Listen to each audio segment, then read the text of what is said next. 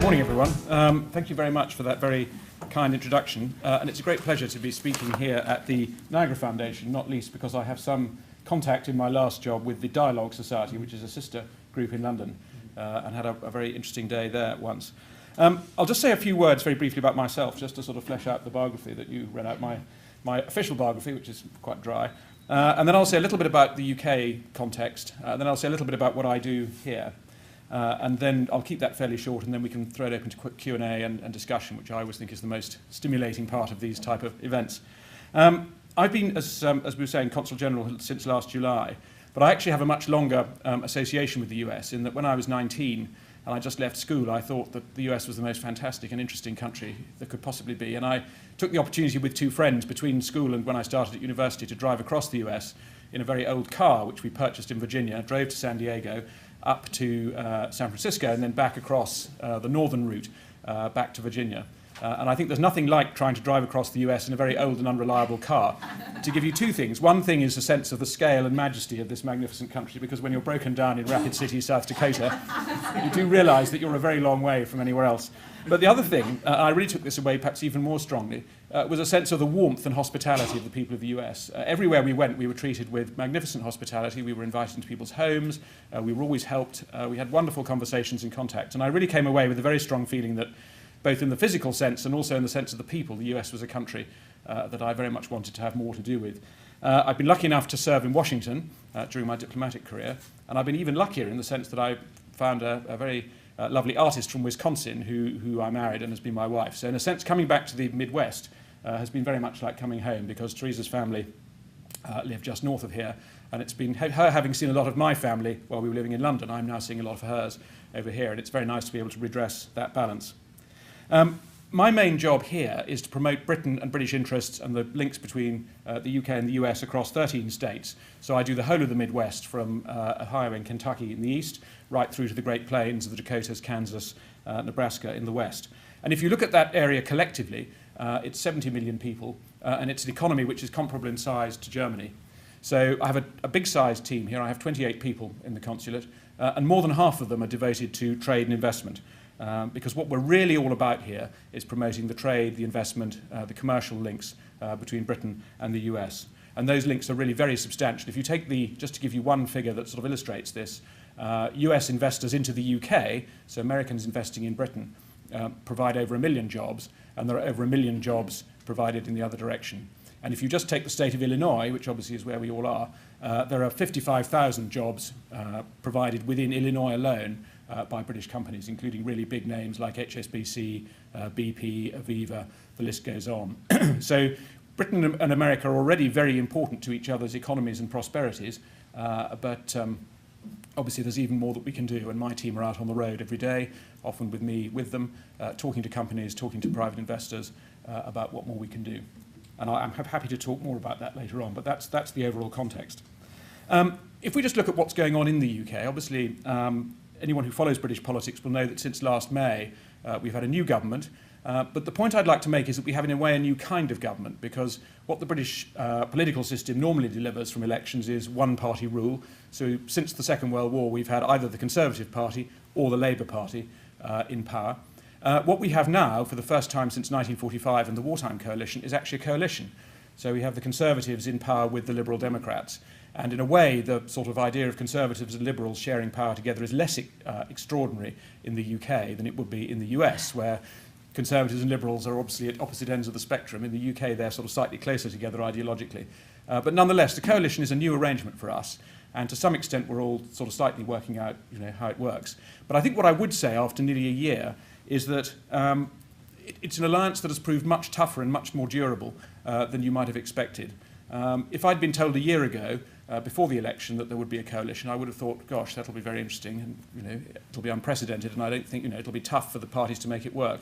And I think what the experience of coalition has shown is that actually when you have two parties who have a good personal chemistry at the top between the leaders, and B, have a broad ideological agreement about what they're going to try and do, then a coalition can be an extremely robust and durable and tough arrangement. And that's what we're finding. The last year in government hasn't been an easy one. The government came in, as I'll say in a minute, with some pretty tough economic problems, but nonetheless it has really set to with a will, set out a plan and a programme, and it's carrying it out. So it's turning out politically to be a much more durable and, as I said, much tougher arrangement than one might have forecast. So it's a new arrangement. It's an interesting arrangement, but so far it's working well. But although the coalition is new, there's one thing that hasn't changed, and I'd just like to say a little bit about this, which is the security alliance with the United States. The alliance with the US has been the absolute cornerstone of British foreign policy since the Second World War.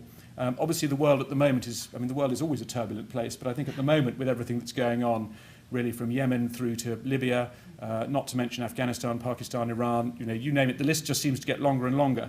The world is going through huge changes. There are unquestionably opportunities in this as well as risks, but it is, we have some very acute security crises. And we are absolutely clear that these crises are better managed, better organised with US leadership and with a very strong security alliance between the US and the UK. And this remains, despite the newness of the coalition, the newness of the political arrangement, that the security arrangement with the US, the security alliance right across the fields of defence, security, intelligence, nuclear cooperation, those remain absolutely as central to our security as they ever were. And the government is absolutely committed to making the alliance with the US work. Then there is really no serious controversy about that in the UK. That remains the absolute bedrock of our foreign policy. And I saw in my last job, as we were mentioning, I was the head of the counter-terrorism department in the Foreign and Commonwealth Office, and I saw at first hand and actually helped to operate the very close security relationship between the US and the UK. And it's absolutely instinctual that the first thing that we do in London is to talk to Washington. And we do find, although clearly the US is a much bigger power on the world stage, we do find that confluence of views, the convergence of views, is very striking. And nearly always things work better for the US if they do things with the UK. So that arrangement, that relationship remains extremely strong. And as a sign of that, we are, by some margin, the second largest troop contributor in Afghanistan. We have over 10,000 troops operating in one of the most difficult parts of Afghanistan, in Helmand province. And that is really an earnest, if you like, of the seriousness with which we take our international responsibilities and our relationship with the US.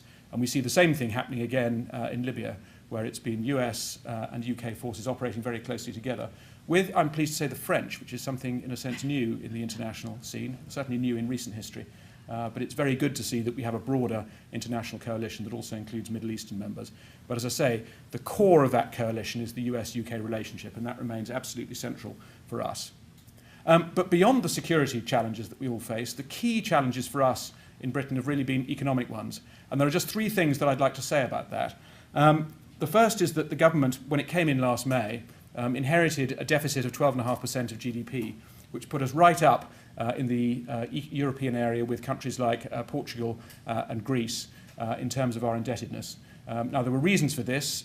We had a very large financial sector. Like financial sectors all over the world, our financial sector ran into serious problems in 2007, 2008, and we had to bail out the banks, which was extremely expensive, cost a lot of taxpayers' money. But nonetheless, even if you stripped out the financial crisis, there's no question that we were spending more than we could afford in 2006, 2007, and that was greatly exacerbated by the money that we had to put into the banking bailout. So it's perfectly clear that we needed to take serious action to reduce our deficit. As a medium-sized, large medium-sized, but nonetheless open trading economy with a floating currency, we could not afford to be in a situation in which we lost the confidence of the markets.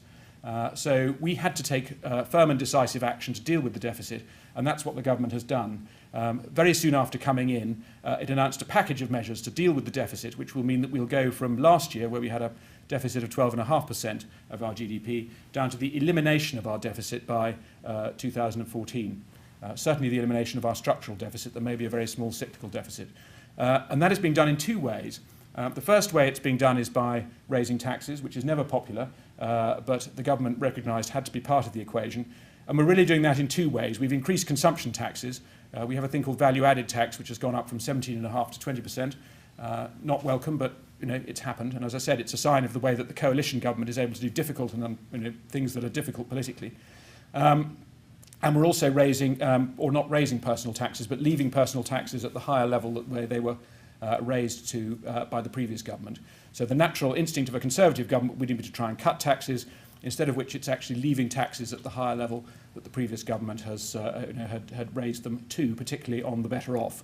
So that is the way in which the tax side of it is being dealt with, and that will account for about 20% of the change that we're making on the deficit. But 80% is being done by a programme of spending cuts. And obviously I'm in the public service myself. I'm seeing, even in the consulate in Chicago, we're seeing signs of a tighter fiscal climate. So that is trickling right the way down through government.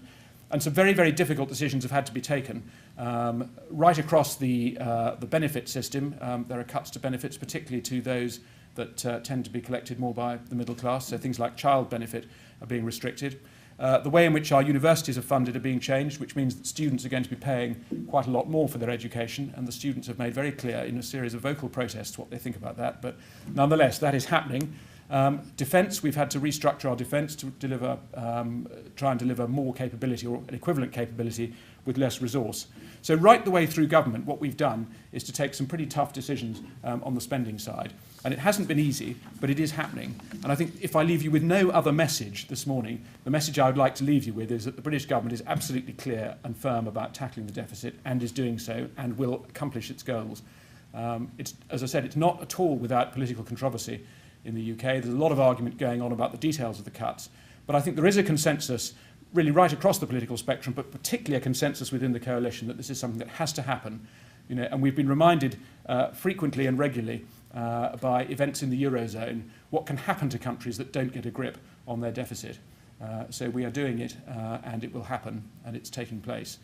So I think what you will see in 4 years' time is, as I said, a Britain that doesn't have a deficit and does have leaner, restructured public services. And I think between here and there will probably be quite a lot of political controversy, quite a lot of demonstrations, quite a lot of public reaction. But I think no one should be in any doubt about the absolute determination of the government to make this happen, because unless we can sort out the deficit, then we won't be on a firm economic platform. And unless we're on a firm economic platform, then nothing else that the government does will really work. So that's the first priority. The second priority is that we are absolutely clear that the private sector has to be the basis for economic growth. I mean, it's very obvious that only the private sector can create economic growth, only the private sector can deliver new jobs. So what the government is doing is trying to make Britain into the best place in Europe to do business for the private sector. And there are two things I can tell you very briefly about that. The first is that we are reducing corporation taxes. I mentioned that we'd raised taxes on consumption and on the personal income, but we are actually cutting taxes on corporations. So we've already cut corporation tax from 28%. The last budget took it down to 26%, and in 3 years' time we'll have corporation tax at 23%, which will be the lowest of any of the main, the G7 group of the world's largest economies. So we will have a lower rate of corporation tax, and that will be accompanied by a real effort to strip out regulation, a real effort to reduce burdensome regulation on business, to reduce the time that it takes to start a business, to reduce the amount of regulation to which business is subjected, and to try and do everything that we can to encourage entrepreneurship and the creation of new businesses and the thriving of existing ones. And to give you an example of what that means, we're really addressing some of the deficiencies that we know exist in our education system. We've introduced a new apprentice scheme. We're trying to do more to make sure that school leavers are equipped with skills that they can use in the marketplace.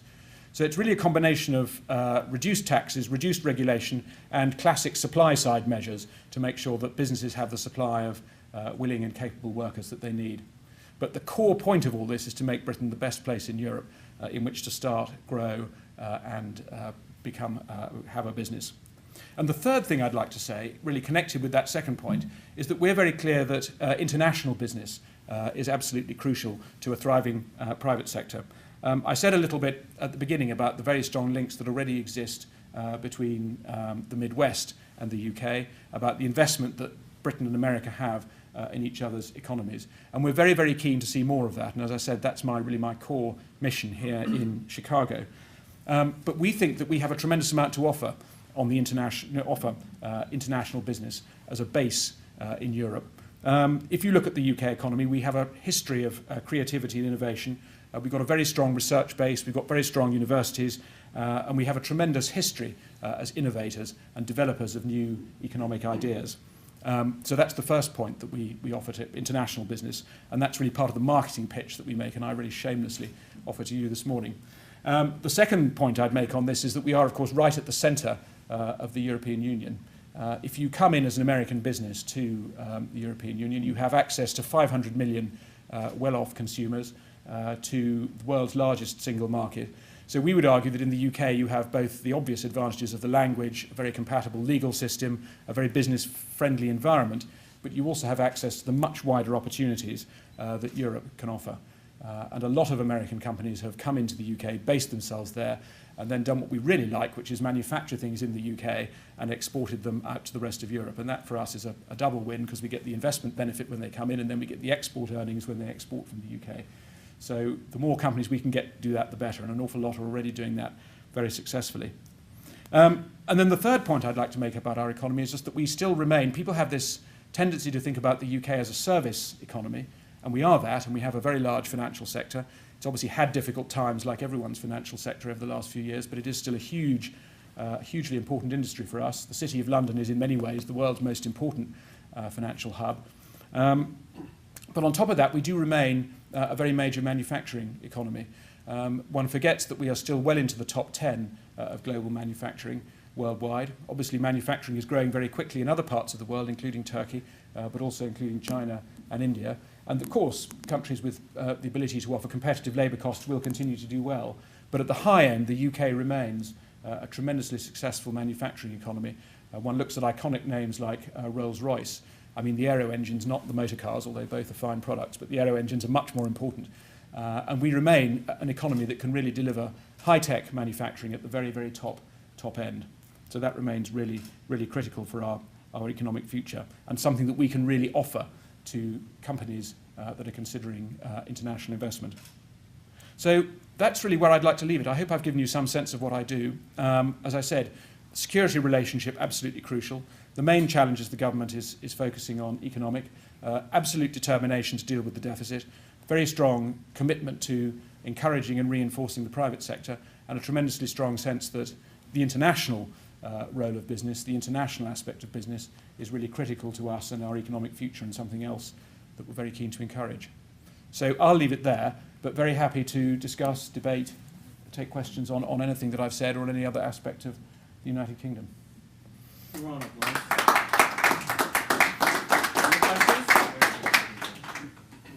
Well, I think anything that encourages sensible dialogue between people from different perspectives is a good thing.